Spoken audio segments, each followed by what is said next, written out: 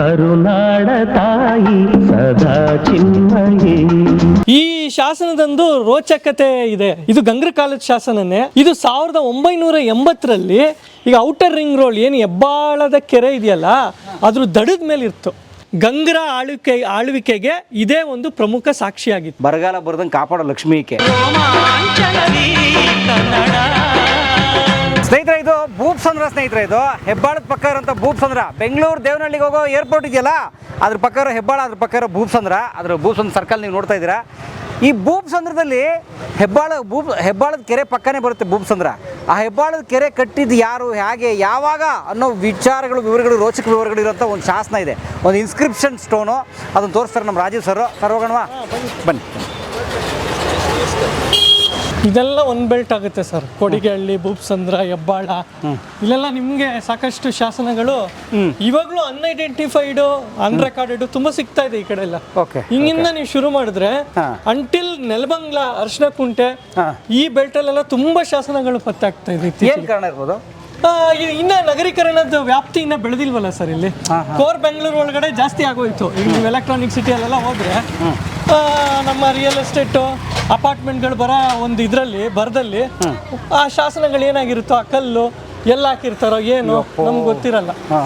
So ಈ belt ಇನ್ನ ಈಗ ಲೈಕ್ ಡೆವಲಪಿಂಗ್ ಆಗ್ತಾ ಇರೋದ್ರಿಂದ ಇದ್ರ ಜಾಗೃತಿ ಜಾಸ್ತಿ ಆಗಿರೋದ್ರಿಂದ ಮತ್ತೆ ಅಕಾಡೆಮಿಯಲ್ಲಿ ಇರುವಂತ ತಜ್ಞರೆಲ್ಲ ಆದಷ್ಟು ಹುಡುಕಾಟಗಳು ಮತ್ತೆ ಪುರಾತತ್ವ ಇಲಾಖೆ ಒಂದು ಸರ್ವೆನೂ ಮಾಡಿಸ್ತಿದೆ ಈಗ.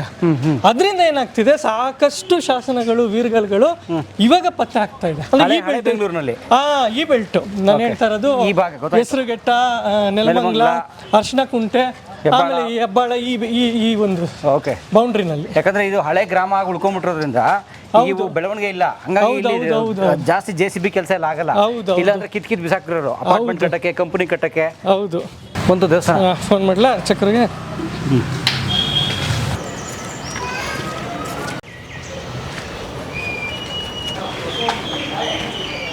ಬನ್ನಿ ಸ್ನೇಹಿತರೆ, ನಾವೀಗ ಬಂದ್ವಿ ಇಲ್ಲಿ ಆಂಜನೇಯನ ಗುಡಿ ಸ್ನೇಹಿತರೆ. ಇದು ಹಳೇ ಆಂಜನೇಯನ ಗುಡಿ ಭೂಪ್ಸಂದ್ರದಲ್ಲಿ. ಆದರೆ ಇಲ್ಲಿ ಇದು ಜೀರ್ಣೋದ್ಧಾರ ಅಂದರೆ ರೆನೋವೇಷನ್ ನಡೀತಾ ಇದೆ. ಅದಕ್ಕೆ ಇಲ್ಲಿ ಗುಡಿಗಳನ್ನೆಲ್ಲ ಹೊಡೆದಾಕಿ ಕಲ್ಲೆಲ್ಲ ಹೊಸದಾಗಿ ಕಟ್ತಿದ್ದಾರೆ. ಆದರೆ ಇಲ್ಲಿ ಇಟ್ಟಿದ್ದಾರೆ, ಶಾಸನ ತೆಗೆದು ನೀಟಾಗಿ ಸಂರಕ್ಷಣೆ ಮಾಡಿ ಇಟ್ಟಿದ್ದಾರೆ. ಅದು ನೋಡೋಣಂತೆ.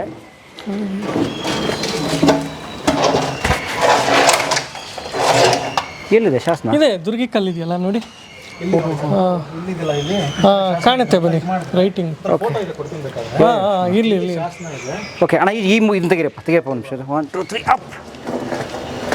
ನೋಡಿ ಸರ್, ಇದು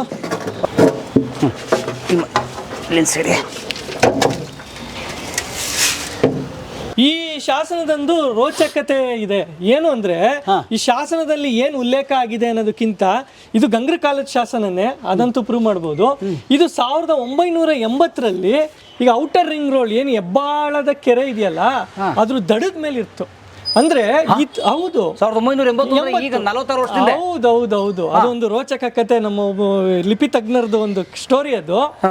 ಈ ಶಾಸನ ದುರ್ಗಿ ಕಲ್ಲುಗಳು ಇದು ಏನಕ್ಕೆ ಹಾಕ್ಸ್ತಾರೆ ಅಂದ್ರೆ ಈ ಕೆರೆ ಕಟ್ಟೆಗಳ ಪ್ರದೇಶದಲ್ಲೆಲ್ಲ ಈ ತರ ದುರ್ಗಿ ಕಲ್ಲುಗಳು, ಸಪ್ತಮಾತೃಕೆಯರು ಹಾಕ್ಸುವಂಥದ್ದು ಒಂದು ಪದ್ಧತಿ.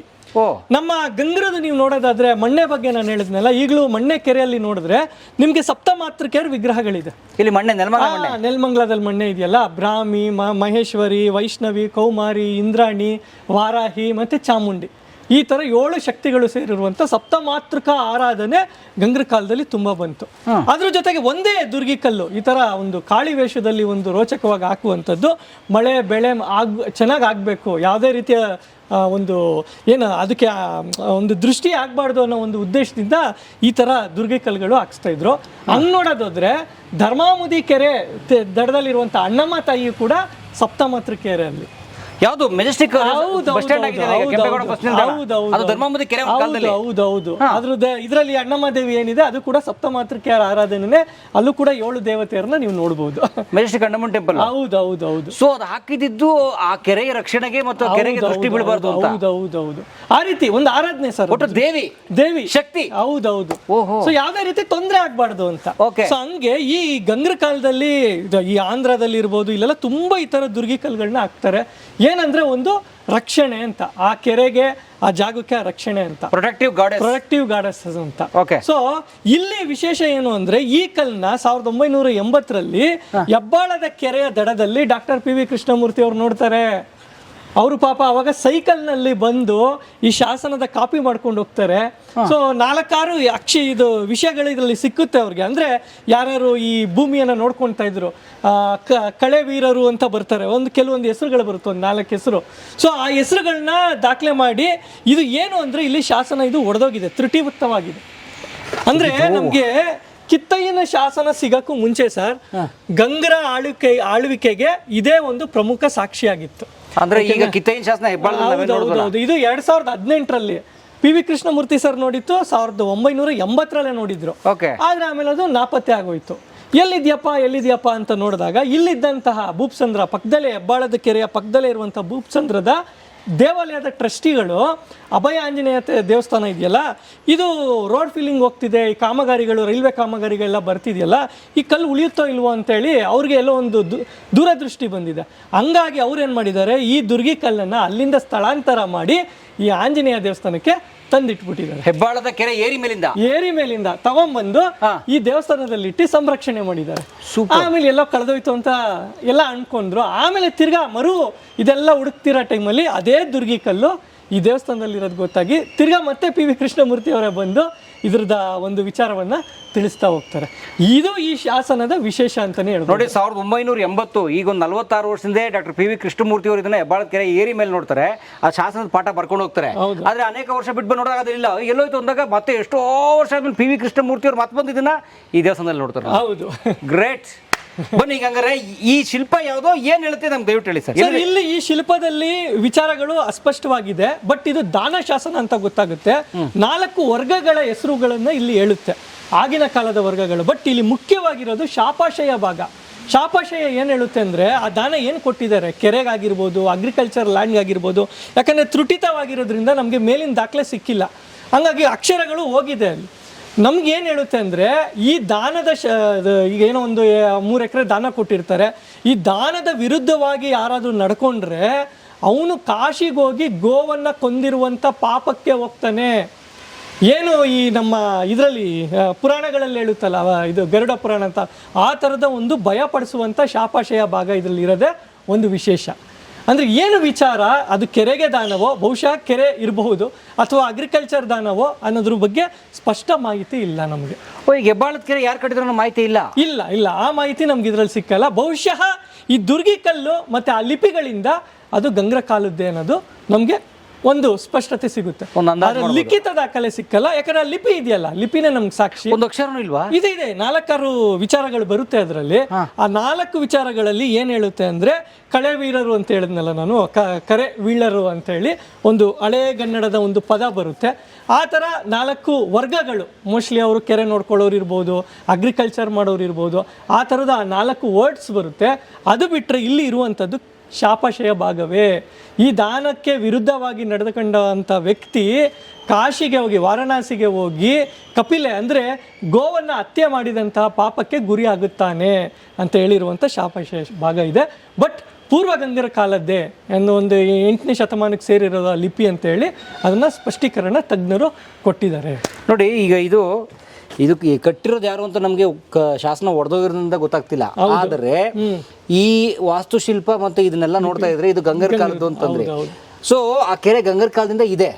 ಯಾಕಂದ್ರೆ ಇದನ್ನ ಅಲ್ಲಿ ನಡೆಸಿದ್ದಾರೆ ಅವರು. ಅಂದ್ರೆ ಗಂಗರ ಕಾಲದಿಂದ 1200-1300 ವರ್ಷದಿಂದ ಆ ಕೆರೆ ಇದೆ, ಹೆಬ್ಬಾಳದ ಕೆರೆ. ವಾವ್, ಅಷ್ಟು ಮಾಹಿತಿ ನಮ್ಗೆ ಗೊತ್ತಾಗುತ್ತೆ. ಅದೇ ಏನಾದ್ರೂ ಪೂರ್ಣ ಶಾಸನ ಸಿಕ್ಕಿದ್ರೆ ಬಹುಶಃ ನಮ್ಗೆ ಎಲ್ಲಾ ವಿಚಾರಗಳು ಸಿಕ್ಕಿರೋದು. ಇನ್ನೂ ಏನೋ ರೋಚಕ ವಿಚಾರ. ಈಗ PV ಕೃಷ್ಣಮೂರ್ತಿ ಅವ್ರು ಬಂದು ಬರ್ಕೊಂಡಾಗ ಇದು ಹೊಡೆದೋಗಿತ್ತಂತ, ಚೆನ್ನಾಗಿತ್ತು. ಇಲ್ಲ, ಹೊಡೆದೋಗಿತ್ತು ಇಷ್ಟೇ. ಸೊ PV ಕೃಷ್ಣಮೂರ್ತಿ ಅವ್ರು ನೋಡಿದಾಗಲೇ ಈ ತರ ಇತ್ತದು ಶಾಸನ ಇದೆ ನೋಡಿ ಸರ್ ಇಲ್ಲಿ. ಹೌದು, ಅದು ಫೋಟೋಸ್ ಎಲ್ಲ ಇದೆ, ಕಳಿಸ್ಕೊಡ್ತೀನಿ. ಓಕೆ ಸರ್, ತಮ್ಮ ಹೆಸರು ಪರಿಚಯ ಹೇಳಿ ದಯವಿಟ್ಟು. ಜಶ್ವಂತ್ ಅಂತ ಸರ್. ಏನು ಮಾಡ್ತೀರಿ ಇಲ್ಲಿ? ನಾನು ಒಂದು ಕಂಪ್ನಿ ಕೆಲಸ ಮಾಡ್ತೀನಿ, ಒಂದು ಫಾರಿನ್ ಬ್ಯಾಂಕಲ್ಲಿ. ಸೊ ಇಲ್ಲಿ ನಾವು ಮೂಲ ಇದೇ ಜಾಗದವ್ರು ನಾವು. ಈ ದೇವಸ್ಥಾನ ಒಂದು ಇವಾಗ ಆಂಜನೇಯ ದೇವಸ್ಥಾನ ಇದೆಯಲ್ಲ, ಇದು ಒಂದು 500 ವರ್ಷ ಹಳೆಯದು ಅಂತ ಹೇಳಿದ್ದಾರೆ. PV ನರಸಿಂಹಮೂರ್ತಿ ಅವರು ಇದ್ದಾರಲ್ಲ, ಅವ್ರು ಹೇಳಿತ್ತು 500 ವರ್ಷ ಹಳೆ ವಿಗ್ರಹ ಆಂಜನೇಯ ಇರುತ್ತೆ. ಇದು ಮೂಲ ಈ ದೇವಸ್ಥಾನ ಈ ಊರಿಂದಿದ್ದು. ಇದು ಬಂದು ನೀವು ಹೇಳ್ದಂಗೆ ಇಲ್ಲಿ ಆ ಕಟ್ಟೆ ಮೇಲೆ ಇತ್ತು, ಅದನ್ನು ತಂದ್ಬಿಟ್ಟು ನಾವು ಇಲ್ಲಿ ಸಂರಕ್ಷಣೆ ಮಾಡಿದ್ದೀವಿ. ಆದರೆ ಇಲ್ಲಿ ಮೂಲ ಬಂದ್ಬಿಟ್ಟು ಆಂಜನೇಯಂದನೇ ಜಾಗ ಇದು. ಸೊ ಆ ಕಾಲದಿಂದ ಇದೆ. ಬಟ್ ಇದ್ರ ಸ್ಟೋರಿ ಏನಂತ ಅಂದರೆ, ಅವಾಗ ನಾವಿಲ್ಲೇ ಇರೋದು, ನಮ್ಮ ತಾತ ಮುತ್ತಾತ ಕಾಲದಲ್ಲಿ ನಾವಿಲ್ಲೇ ಇರೋದು, ಈ ಊರ ವಾಸಿಗಳು ನಾವು.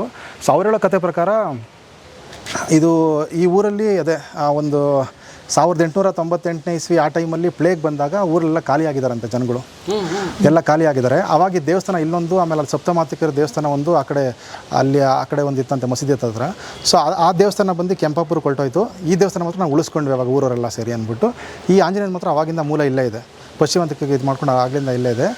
ಇವಾಗ ಒಂದು 1.5 ಇಯರಿಂದ ನಾವು ಇದನ್ನು ಎಲ್ಲ ಕನ್ಸ್ಟ್ರಕ್ಟ್ ಮಾಡಬೇಕು ಅಂದ್ಬಿಟ್ಟು ಕಲ್ಲಲ್ಲೆಲ್ಲ ಶುರು ಮಾಡಿದ್ದೀವಿ. ಇವಾಗ ಈ ದುರ್ಗಿ ದೇವಸ್ಥಾನನ ನಾವು ಶುರು ಮಾಡಬೇಕು ಅಂತ ಆಲ್ರೆಡಿ ಎಲ್ಲ ಅಡ್ವಾನ್ಸ್ ಎಲ್ಲ ಪೇ ಮಾಡಿದ್ದೀವಿ. ಅದು ನಡೀತಾ ಇದೆ ಕಲ್ಲಿನ ಕೆಲಸ. ಅದಕ್ಕೋಸ್ಕರ ಇಲ್ಲಿ ನಾವು ನೀರಲ್ಲಿಕ್ಕಿ ಇದು ಮಾಡ್ತೀವಿ. ಒಂದು ತಿಂಗಳಾದ್ಮೇಲೆ ತಿರ್ಗಾ ಶುರು ಆಗುತ್ತೆ ಸರ್, ಶುರು ಆಗುತ್ತೆ. ಏನು ಬರ್ತಾರೆ ನಿಮ್ಮ ಡಾಕ್ಯುಮೆಂಟ್ ಇದೆ ಸರ್, ಡಾಕ್ಯುಮೆಂಟ್ ಡಾಕ್ಯುಮೆಂಟ್ ಇದೆ ನೋಡಿ. ಯಾವ ಬ್ಯಾಂಕಲ್ಲಿ ಕೆಲಸ ಮಾಡೋದು ನೀವು? ಸರ್ ನಾರ್ದನ್ ಟ್ರಸ್ಟ್ ಅಂತ ಎಂಟಿ ಮಾನ್ಯತಾ ಟೆಕ್ ಪಾರ್ಕಲ್ಲಿ ಬುಕ್ ಫೀಲ್ಡಲ್ಲಿದೆ. ಸೊ ನೀವು ಮದುವೆ ಆಗಿದೆಯಾ? ಆಗಿದೆ ಸರ್, ಮದುವೆ ಆಗಿದೆ. ಇಲ್ಲ ಸರ್, ಒಂದು ನೋಡಿ ಸರ್ ಇದೇನೆ. ನೋಡಿ ಸ್ನೇಹಿತರೆ, ಒಂದು ಪುಸ್ತಕದಲ್ಲಿ ಹೆಬ್ಬಾಳದ ದುರ್ಗಿಕಲ್ಲು ಶಾಸನ ಶಿಲ್ಪ ಅಂತ ಹೇಳಿ ಒಂದು ಬುಕ್ ಇದೆ. ಅದರಲ್ಲಿ ಕರ್ನಾಟಕದ ಪ್ರಥಮ ಕೃಷಿ ವಿಜ್ಞಾನಗಳ ವಿಶ್ವವಿದ್ಯಾಲಯ ಇರುವ ಹೆಬ್ಬಾಳ ಗ್ರಾಮವು ಅಂದರೆ GKVK ಇದೆಯಲ್ಲ, ಬೆಂಗಳೂರು ನಗರದ ಉತ್ತರ ಗಡಿಯಲ್ಲಿದ್ದು ಹಲವು ದೃಷ್ಟಿಗಳಿಂದ ಗಮನಾರ್ಹ. ಓಕೆ, ಕೆರೆ ಏರಿ ಮೇಲೆ ಸಾಮಾನ್ಯವಾಗಿ ಗಮನಕ್ಕೆ ಬಾರದೆ ಅಂತೇಳಿ ಒಂದು ಸಾಮಾನ್ಯ ಉಬ್ಬು ಶಿಲ್ಪ ಕಲ್ಲು ನಿಂತಿದೆ. ಅದನ್ನು ಸೂಕ್ಷ್ಮವಾಗಿ ಗಮನಿಸಿದಾಗ ಮಾತ್ರ ಶಿಲೆ ಬಲಬದಿಯಲ್ಲಿ ಅಕ್ಷರಗಳಿರೋದು ಕಂಡುಬರುತ್ತೆ. ಆ ಕಡೆಗೆ ಆ ಮೂಲೆಯಲ್ಲಿ ಬರುತ್ತೆ. ಕುತೂಹಲದಿಂದ ಶಿಲೆಯ ಶಾಸನ ನಕಲು ತೆಗೆದು ನೋಡಿದಾಗ ಶಾಸನದ ಲಿಪಿಗಳು ಸಾಕಷ್ಟು ಪ್ರಾಚೀನವಾಗಿರೋ ಸ್ಪಷ್ಟವಾಯಿತು. ಅಂದರೆ ಸುಮಾರು 7-8ನೇ ಶತಮಾನದ ಕನ್ನಡ ಭಾಷೆ ಮತ್ತು ಲಿಪಿ ಅದು. ಶಾಸನ ಭಾಗ ಒಡೆದೋಗಿರೋದ್ರಿಂದ ಕೊನೆಯ 13 ಸಾಲುಗಳು ಮಾತ್ರ ಉಳಿದಿವೆ. ಮೊದಲ 3 ಸಾಲುಗಳು 6 ಸಾಲುಗಳು 13ನೇ ಸಾಲಿನ ಹಲವಾರು ಅಕ್ಷರಗಳು ಸೌದೋಗಿದ್ದಾವೆ, ಗುರುತಿಸೋ ಕಷ್ಟ ಆಗಿದೆ. ಪ್ರಾಯಶಃ ಇದೊಂದು ದಾನ ಶಾಸನ, ಕೆಲವರ ಸಮ್ಮುಖದಲ್ಲಿ ದಾನ ನೀಡುವಂತೆ ತೋರುತ್ತೆ. ಓಕೆ, ಇದು ಅದರ 2ನೇ ಪುಟ. ಶಾಸನ ಮಂಥನ ಅನ್ನೋ ಪುಸ್ತಕದಲ್ಲಿರೋದು ಇಷ್ಟನ್ನು. ಈ ಲಕ್ಷ್ಮೀ ಇದರಲ್ಲ, ಇದನ್ನು ಇವಳೇ ದುರ್ಗಾಲಕ್ಷ್ಮಿ, ಮುಂದಿನ ಕಾಲದಲ್ಲಿ ಧಾನ್ಯಲಕ್ಷ್ಮಿ, ಹಾಗಾಗಿ ಸಿರಿಲಕ್ಷ್ಮಿ, ಸಿರಿಮಾ ಅಂತೆಲ್ಲ ಕರೀತಾರೆ. ಅಂದರೆ ಸಿರಿ ಸಂಪತ್ತು ತುಂಬಿರೋಂಗೆ ನೋಡ್ಕೊಳ್ಬೇಕಾದ ಜವಾಬ್ದಾರಿ ಈಕೆದು. ಗೊತ್ತಾಗ್ತಿದೆ? ಯಾಕಂದರೆ ಕೆರೆಯಲ್ಲಿ ನೀರಿದ್ರೆ ರೈತರು ಬೆಳೆ ಬೆಳೀತಾರೆ. ರೈತರು ಬೆಳೆ ಬೆಳೆದ್ರೆ ಸಿರಿ ಸಂಪತ್ತು ತಾನಾಗೆ ಬರುತ್ತೆ ಅಲ್ವಾ? ನೀರೇ ಇಲ್ಲ ಅಂದರೆ ಏನು ಬೆಳೆ ಬೆಳೀತಾರೆ ಅಲ್ವಾ? ಬರಗಾಲ ಬರುತ್ತೆ. ಸೊ ಹಾಗಾಗಿ ಈಕೆ ಬರಗಾಲ ಬರೋದಂಗೆ ಕಾಪಾಡೋ ಲಕ್ಷ್ಮಿ ಈಕೆ. ತಮ್ಮ ಹೊಲಗಳಲ್ಲಿ ಹೆಚ್ಚು ಬೆಳೆ ಬೆಳೆಯಲಿ ಎಂದು ರೈತರು ಈಕೆಗೆ ಹರಿಸ್ಕೊಳ್ಳೋ ಸಂಪ್ರದಾಯವನ್ನು 12ನೇ ಶತಮಾನದ ಬ್ರಹ್ಮಶಿವ ತನ್ನ ಸಮಯ ಪರೀಕ್ಷೆ ಕೃತಿಯಲ್ಲಿ ಉಲ್ಲೇಖಿಸಿದ್ದಾನೆ. 12ನೇ ಶತಮಾನದ ಯಾವುದೋ ಒಂದು ಕೃತಿಲಿ ಬ್ರಹ್ಮಶಿವ ಅಂತನ್ನುವ ಸಮಯ ಪರೀಕ್ಷೆ ಅನ್ನೋ ಒಂದು ಕೃತಿಲಿ ರೈತರು ಈಕೆಗೆ ಬೇಡ್ಕೊತಾ ಇದ್ರು, ಬೆಳೆ ಚೆನ್ನಾಗಾಗಲಿ ಅಂತ ಹರಿಸ್ಕೊತಾ ಇದ್ದದನ್ನು ತೋರಿಸ್ತಾರೆ ನೋಡಿ. ವಾವ್, ಈಕೆ ಧಾನ್ಯಲಕ್ಷ್ಮಿ. ಹೌದು, ಧಾನ್ಯಲಕ್ಷ್ಮಿ ಶಿಲ್ಪ ನೋಡಿ, ಎಷ್ಟು ಚೆನ್ನಾಗಿದೆ. ಕೃಷಿಗೆ ಸಂಬಂಧಪಟ್ಟಿರುವ ಲಕ್ಷ್ಮಿ ಒಟ್ಟು ಸಿರಿ ಸಂಪತ್ತು ಕೊಡೋ ಲಕ್ಷ್ಮಿ. ಹೌದು. ಈಗ ನೀರಲ್ಲಿ ಮುಳುಗಿಸಿರೋ ಕಾರಣ ಅದು ಹೊಡಿಬಾರ್ದು ಅಂತನಾ? ಇಲ್ಲ ಸರ್, ಇಲ್ಲ. ಈಗ ದೇವಸ್ಥಾನ ರಿನೋವೇಟ್ ಮಾಡ್ಬೇಕಾದ್ರೆ 48 ದಿನಗಳ ಕಾಲ ನೀರಲ್ಲಿ ಇರ್ತಾರೆ. ಅದು ಕಲ್ಲು ಗಟ್ಟಿ ಆಗ್ಲಿ ಅಂತ ಹೇಳಿ ಧಾನ್ಯ ಅದೆಲ್ಲ ಇಟ್ಟು ತಿರ್ಗಾ ಪುನರ್ ಪ್ರತಿಷ್ಠೆ ವಾಪಸ್ ಮಾಡ್ತಾರೆ. ಸೂಪರ್.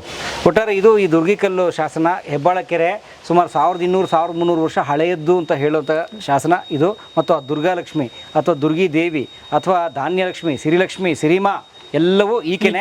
ರೈತರಿಗೆ ಮಳೆ ಬೆಳೆ ಹೆಚ್ಚಾಗಿ ಕೊಟ್ಟು ಕಾಪಾಡ್ತಂಥ ಲಕ್ಷ್ಮಿ ಈಕೆನೆ. ಸ್ನೇಹಿತರೆ, ಇಲ್ಲಿ ಭೂಪ್ಸಂದ್ರ, ಹೆಬ್ಬಾಳದ ಹತ್ರ ಭೂಪ್ಸಂದ್ರದಲ್ಲಿ ಹಜರತ್ ಮಾಣಿಕ್ ಮಸ್ತಾನ್ ಶಾ ರಸ್ತೆ ಅಂತ ಒಂದು ರೋಡ್ ಇದೆ. ಅದ್ರ ಇತಿಹಾಸ ಏನೋ ನಮ್ಮ ರಾಜೀವ್ ಅವರು ಹೇಳ್ತಾರೆ, ಅದಕ್ಕೆ ಇತಿಹಾಸಕಾರರು, ಇತಿಹಾಸ ಪ್ರೊಫೆಸರು. ಸರ್ ಹೇಳಿ, ಹಜರತ್ ಮಾಣಿಕ್ ಮಸ್ತಾನ್ ಶಾ ಅವ್ರ ಬಗ್ಗೆ ಹೇಳಿ ಸರ್. ಎಸ್ ಸರ್, ಇದು ಕೆಂಪೇಗೌಡರು ನಮ್ಮ ಬೆಂಗಳೂರಿನ ಮಣ್ಣಿನ ಕೋಟೆ ಕಟ್ತಾರೆ ಆಯ್ತಾ, 1537ರಲ್ಲಿ.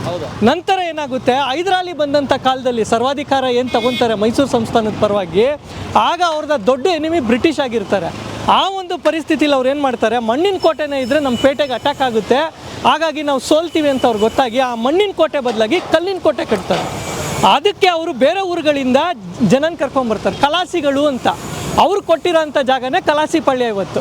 ಓಕೆನಾ? ಕರ್ಕೊಂಬಂದಂಥ ಒಂದು ಸಂದರ್ಭದಲ್ಲಿ 3 ಜನ ಅಣ್ಣ ತಮ್ಮದಿರು ಸೂಫಿ ಸಂತರು ಬರ್ತಾರೆ. ಈ ಸೂಫಿ ಸಂತರು ಯಾರು ಅಂದರೆ ಹಿಂದೂ ಮುಸ್ಲಿಂ ಭಾವೈಕ್ಯತೆಯನ್ನು ತರುವಂತಹ ಗುರುಗಳವರು. ಅವರು ನಮ್ಮ ಆಯುರ್ವೇದನೂ ಕಲ್ತ್ಕೊಂಡಿರ್ತಾರೆ, ಅವರು ಸಿದ್ಧಿ ಯುನಾನಿ ಇದು ಕಲ್ತ್ಕೊಂಡಿರ್ತಾರೆ, ಕುರಾನು ಓದಿರ್ತಾರೆ, ಆಮೇಲೆ ನಮ್ಮ ಧರ್ಮದ ರಾಮಾಯಣ ಮಹಾಭಾರತನೂ ಓದಿರ್ತಾರೆ. ಇವ್ರ ಕೆಲಸ ಇಷ್ಟೇ, ಇವರು ಸಿಂಪಲ್ ಆಗಿ, ಸೂಫಿ ಅಂದರೆ ಉಲ್ಲನ್ ಒಂದು ಬಟ್ಟೆ, ಸಿಂಪಲ್ ಆಗಿರುವಂಥ ಬಟ್ಟೆ ಹಾಕಿ ದೇವ್ರ ಧ್ಯಾನದಲ್ಲಿದ್ದು ದೇವ್ರಿಗೆ ಸ್ನೇಹಿತನ ಥರ. ಹಂಗಾಗಿ ಯಾರೇ ಇವ್ರ ಹತ್ರ ಬಂದು ಕಾಯಿಲೆ ಇದು ಅಂತ ಹೇಳಿದ್ರೆ ಆಗಿನ ಕಾಲದಲ್ಲಿ ಇವರು ಅವ್ರಿಗೆ ಒಂದು ದವಾ ಅಂದರೆ ಔಷಧಿಯನ್ನು ಕೊಡ್ತಾ ಇರ್ತಾರೆ. ಆ ಥರ 3 ಜನ ಕೋಟೆ ಕಟ್ಟಕ್ಕೆ ಇಲ್ಲಿ ಬೆಂಗಳೂರಿಗೆ ಬರ್ತಾರೆ. ಅದರಲ್ಲಿ ಹೈದರಾಲಿ ಕಾಲದಲ್ಲಿ ಹಜರತ್ ತೌಕಲ್ ಮಸ್ತಾನ್, ಹಜರತ್ ಮಾಣಿಕ್ ಮಸ್ತಾನ್, ಹಜರತ್ ಟಿಪ್ಪು ಮಸ್ತಾನ್ ಅಂತ. ಹಜರತ್ ಟಿಪ್ಪು ಮಸ್ತಾನ್ ಅವರು ಇಲ್ಲಿಂದ ತಮಿಳ್ನಾಡಿಗೆ ಹೊಟ್ಟೋಗ್ತಾರೆ. ಅವ್ರದ್ದು ವೇಲೂರಲ್ಲಿ ಬಹುಶಃ ಅವ್ರ ಸಮಾಧಿ ಇದೆ, ಅಲ್ಲಿ ಅವ್ರು ಪ್ರಾಣತ್ಯಾಗ ಮಾಡ್ತಾರೆ. ಇವರಿಬ್ಬರು ಇಬ್ಬರು ಇಲ್ಲೇ ಇರ್ತಾರೆ, ತೌಕಲ್ ಮಸ್ತಾನ್ ಮತ್ತು ಮಾಣಿಕ್ ಮಸ್ತಾನ್. ಐತಿಹಾಸಿಕ ಬೆಂಗಳೂರು ಕರ್ಗ ನಡೆಯುತ್ತಲ್ಲ, ಆ ಬೆಂಗಳೂರು ಕರ್ಗ ಇವತ್ತಿಗೂ ತೌಕಲ್ ಮಸ್ತಾನ್ ದರ್ಗಾ ಕಾಟನ್ ಪೇಟೆಯಲ್ಲಿದೆ, ಅಲ್ಲಿಗೆ ಭೇಟಿ ಕೊಡುತ್ತೆ. 9 ದಿನಗಳು ಅಂದರೆ ಇಂಥ ಒಂದು ಸ್ಥಾನದಲ್ಲಿ ನಾನಿದ್ದೀನಿ, ಇಲ್ಲಿ ಒಂದು ದೊಡ್ಡ ಶಕ್ತಿ ಆರಾಧನೆ ನಡೀತಾ ಇದೆ, ಇದಕ್ಕೆ ನಾನು ಭಾಗಿಯಾಗಬೇಕು ಅಂತ 9 ದಿನನೂ ಹೋಗಿ ತಾಯಿಗೆ ಹೂವು ಕೊಡ್ತಾರೆ ತೌಕಲ್ ಮಸ್ತಾನ್ ಅವರು. ಹಾಗಾಗಿ ಆ ತಾಯಿ ದರ್ಶನ ಮಾಡ್ಕೊಂಡು ಬರಬೇಕಾದ್ರೆ, ಅವ್ರ ಮನೆ ಹತ್ರ ಬರಬೇಕಾದ್ರೆ ಅವ್ರಿಗೆ ಏಟಾಗುತ್ತೆ. ಆಗ ಭಂಡಾರವನ್ನು ಕರ್ಗದ ಅರ್ಚಕರೇ ಹಚ್ಚಿದಂಥ ಸಮಯದಲ್ಲಿ ಆಗ ಅವರ ತಾಯಿನ ಕೇಳ್ಕೊತಾರೆ, ಅಮ್ಮ ನಿನ್ನ ಕರುಣಾಮಯಿ, ನಾನಿರಲಿ ಇಲ್ಲದೆ ಇರಲಿ, ಇಲ್ಲಿ ನೋಡು ಪಂಜೆ ಇದೆ ಅಂತ, ಅದು ಹಸೇನ್ ಹುಸೇನ್ ಅಂತೇಳಿ ಇರಾಕ್ನಲ್ಲಿ ಸಂಬಂಧಪಟ್ಟಿರುವಂತಹ ಪ್ರಾಣತ್ಯಾಗ ಮಾಡಿದಂತಹ ಪ್ರಾಫಿಟ್ ಮೊಹಮ್ಮದ್ ಗುರುಗಳೇನಿದ್ದಾರೆ ಅವರ ಸಂಬಂಧಿಕರ ಕೈಗಳದು. ಹೌದು. ಆವಾಗ ಇವ್ರು ಹೇಳ್ತಾರೆ, ಅಮ್ಮ ನೋಡು ಇದು ಅಭಿಮನ್ಯು, ವೀರ ಅಭಿಮನ್ಯು ಚಕ್ರವ್ಯೂಹದೊಳಗೆ ಹೋದ, ವಾಪಸ್ ಬರೋಕ್ಕಾಗ್ದಿರೋ ಪ್ರಾಣತ್ಯಾಗ ಮಾಡಿದಲ್ಲ, ಆ ಮಗುನ ಹಸ್ತ ಅಂತ ತಿಳ್ಕೊಂಡು ನನಗೆ ದರ್ಶನ ಕೊಡುತ್ತಾ ಈ ಪ್ರತಿ ವರ್ಷ ಅಂತ ಕೇಳ್ತಾರೆ. ಆಗ ಏನಾಗುತ್ತೆ, ಅದಾದ 6 ತಿಂಗಳಿಗೆ ತೌಕಲ್ ಮಸ್ತಾನ್ ಅವರು ಕಾಲುವಾಗ್ತಾರೆ. ನಂತರ ಕರ್ಗ ಹೊತ್ಕೊಂಡು ಬರ್ತಾರೆ. ಬಂದಂಥ ಸಂದರ್ಭದಲ್ಲಿ ಅದು ಗೋರಿಯಾಗಿ ಹೋಗಿರುತ್ತೆ. ಸೊ ಹೋಗ್ಬಾರ್ದು ಅಂತ ತಡೆದಾಗ ಆ ತಾಯಿ ಉದ್ವೇಗದಿಂದ ಒಳಗೋಗಿ ಅಲ್ಲಿ 3 ಪ್ರದಕ್ಷಿಣೆ ಹಾಕೊಂಡ್ಬರ್ತಾಳೆ. ಅವತ್ತಿಂದ ಇವತ್ತಿನವರೆಗೂ 2026ವರೆಗೂ ಯಾವ ವರ್ಷವೂ ನಿಂತಿಲ್ಲ. ಕರ್ಗ ಹೋಗಿ ದರ್ಗಾದಲ್ಲಿ 3 ಪ್ರದಕ್ಷಿಣೆ ಹಾಕಿ ಆ ತಾಯಿ ಮಗನ ಬಾಂಧವ್ಯ ಮತ್ತು ಗುರುಗಳ ಒಂದು ಭಕ್ತಿಗೆ ಕಾರಣ ಆಗಿರುವಂತಹ ಒಂದು ಪ್ರತೀಕ ಇದೆ. ಬೆಂಗಳೂರಿನ ಸೆಹನ್ಶಾ ಯಾರು ಅಂದರೆ ತೌಕಲ್ ಮಸ್ತಾನ್ ಅಂತಾರೆ. ಬೆಂಗಳೂರಿನ ನಗರ ದೇವತೆ ಯಾರು ಅಂದರೆ ಅಣ್ಣಮ್ಮ ತಾಯಿ ಅಂತಾರೆ. ಅದಕ್ಕೆ ವಿಶ್ವವಿಖ್ಯಾತ ಬೆಂಗಳೂರು ಕರ್ಗ ಇವೆರಡೂ ಜಾಗಕ್ಕೆ ಹೋಗಲೇಬೇಕು, ಒಂದು ತೌಕಲ್ ಮಸ್ತಾನ್ ದರ್ಗಾ, ಇನ್ನೊಂದು ನಗರ ದೇವತೆ ಅಣ್ಣಮ್ಮ. ಹಾಗೆ ಮಾಣಿಕ್ ಮಸ್ತಾನ್ ಅವರು ಕೂಡ ಇಲ್ಲೇ ಇದ್ದಂಥ ಒಬ್ಬರು ದವಾ ಕೊಡುವಂಥ ವೈದ್ಯರಾಗಿರ್ತಾರೆ. ಅವರು ಕಾಲ್ವಾಗ್ತಾರೆ. ಅವಿನ್ಯೂ ರೋಡಲ್ಲಿ ಇವತ್ತು ಅವ್ರದ್ದು ಕೂಡ ಒಂದು ದರ್ಗಾ ಇದೆ. ಇದು ಈ 3 ಸೂಫಿ ಸಂತರು ಬೆಂಗಳೂರಿಗೆ ಬಂದಂಥ ಇತಿಹಾಸ. ಸೊ ಮಾಣಿಕ್ ಮಸ್ತಾನ್ ಶಾ ಅವರ ದರ್ಗಾ ಈಗ ಅವಿನ್ಯೂರಲ್ಲಿ ಇದೆ. ಹೌದು, ಇದೆ. ನಾವು ಹೋದ್ರೆ ಅಲ್ಲಿ ಹೋಗಿ ನೋಡ್ಬೋದು ಈಗಲೂ ಕೂಡ. ಇದು ಏನು ದರ್ಗಾ ಅಂದ್ರೆ ಅವರ ಸಮಾಧಿ. ಹೌದು. ಉರುಸ್ ಅಂತ ಮಾಡ್ತಾರೆ. ಹೌದು, ಬಟ್ಟೆ ಹಾಕಿರ್ತಾರಲ್ಲ. ಹೌದು, ಚಾದರ್ ಅಂತ ಓದಿಸ್ತಾರೆ, ಉರುಸ್ ಅಂತ ಮಾಡ್ತಾರೆ. ಮಾಣಿಕ್ ಮಸ್ತಾನ್ ಅವ್ರಿಗೂ ಮಾಡ್ತಾರೆ, ತೌಕಲ್ ಮಸ್ತಾನ್ ಅವ್ರಿಗೂ ಮಾಡ್ತಾರೆ. ಇವರಿಬ್ರು ಅಣ್ಣ ತಮ್ಮದಿರು. ಈ ಸೂಫಿ ಸಂತರು ಅಂದ್ರೆ ಈಗ ನಮ್ಮ ಗುಲ್ಬರ್ಗದಲ್ಲಿ ಬಂಧನವಾಸ. ಹೌದು, ಕರೆಕ್ಟ್. ಇದು ನೋಡಿ ಬೆಂಗಳೂರಿನ ಇತಿಹಾಸ, ನಮ್ಮ ಬೆಂಗಳೂರು ಸಾಂಸ್ಕೃತಿಕ ಹೊಂದಿಕೊಂಡಿರುವಂತಹ ಸೂಫಿ ಸಂತರ ಇತಿಹಾಸ. ಎಲ್ಲಿ ಅವಿನ್ಯೂ ರಸ್ತೆ, ಅಲ್ಲಿಂದ ಸುಮಾರು ಒಂದು 15 ಕಿಲೋಮೀಟರ್ ದೂರ ಆಗುತ್ತೆ ಈ ಜಾಗ ಭೂಪ್ಸಂದ್ರ. ಇಲ್ಲಿ ಈ ರಸ್ತೆ ಅವರ ಜಾಗಿರಿದ್ದ ಕಾರಣಕ್ಕೆ ಹಜರತ್ ಮಾಣಿಕ್ ಮಸ್ತಾನ್ ಶಾ ರಸ್ತೆ ಕರ್ನಾಟಕದಲ್ಲಿ ಅದರಲ್ಲೂ ಬೆಂಗಳೂರಿನಲ್ಲಿ ಸೂಫಿ ಸಂತರ ಹೆಜ್ಜೆಗಳು ಗುರುತುಗಳಿದ್ದಾವಲ್ಲ, ಅದು ಬಹಳ ಪ್ರಮುಖವಾದ ಹೆಜ್ಜೆ ಗುರುತು ಇವೆಲ್ಲ. ಹಾಗಾಗಿ ಧನ್ಯವಾದ. ಇದೇ ಭಾಷೆ ಎಂದೆಂದು ನನ್ನದಾಗಿರಲಿ. ಕಲಾ ಮಾಧ್ಯಮ ಒಂದು ಸಾಂಸ್ಕೃತಿಕ ಯೂಟ್ಯೂಬ್ ಚಾನಲ್, ದಯವಿಟ್ಟು ಎಲ್ಲರೂ ಸಬ್ಸ್ಕ್ರೈಬ್ ಮಾಡಿ. ಅದರಿಂದ ಖಂಡಿತ ಒಳ್ಳೇದಾಗುತ್ತೆ ಅಂತ ನಾನು ಭಾವಿಸ್ತೀನಿ. ಪ್ರೋತ್ಸಾಹಿಸಿ, ಮಿಸ್ ಮಾಡಬೇಡಿ. It's my personal request. ಈ ವಿಡಿಯೋ ನೋಡಿದ್ದಕ್ಕೆ ನಿಮಗೆ ತುಂಬಾ ಧನ್ಯವಾದಗಳು. ಪುಸ್ತಕಗಳನ್ನ ಓದು ಮನಸ್ಸನ್ನ ಅರಳಿಸುತ್ತೆ, ಬುದ್ಧಿಯನ್ನು ಚುರುಕು ಮಾಡುತ್ತೆ, ಕಾಣದ ಹೊಸ ಲೋಕವನ್ನು ಪರಿಚಯಿಸುತ್ತೆ. ಹಾಗಾಗಿ ಓದುವ ಸಂಸ್ಕೃತಿ ಹೆಚ್ಚಾಗ್ಲಿ. ಧನ್ಯವಾದ.